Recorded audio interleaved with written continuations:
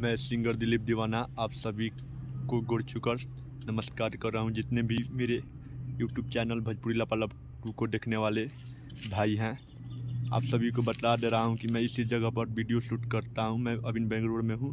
आइए आप लोग को एक दर्द भरी गाना सुनाने जा रहा हूं। देखिए भैया कितना अच्छा जगह है ये सब जो वीडियो बनाने वाला है। यहाँ पर बेंगलुरु में मैं कंपनी है ये सब मेरा, देखिए लोग, और ढेर सारा प्यार दुआर दीजिए। आइए मैं एक गाना सुनाने जा रहा हूँ जो एक लड़की ने अपने शादी पे अपने पति से क्या कह रही है, कैसे, कौन सा भाव में कर रही है, कैसे कह रही है। आइए सुनाने जा रहा हूँ कि सिनुरा से सजावह जानी पिया मोर लीलार हो, सिनुरा से सजावह जानी पिया मोर लीलारी हो, देख हो दे रोवतावे, देख हो दे रोवतावे दीवाना हमारी हो, सिनुर से सजाव जानी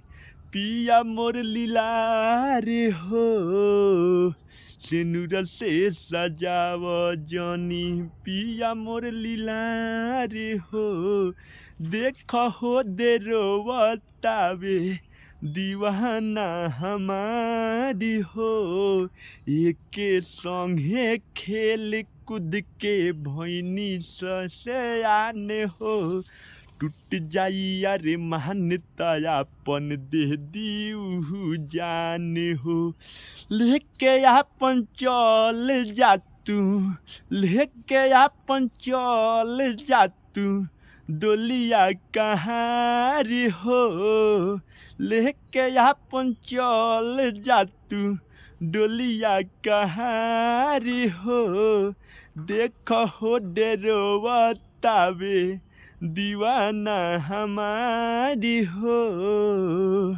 देख के अपन चल जा तू डोलिया कहारी हो।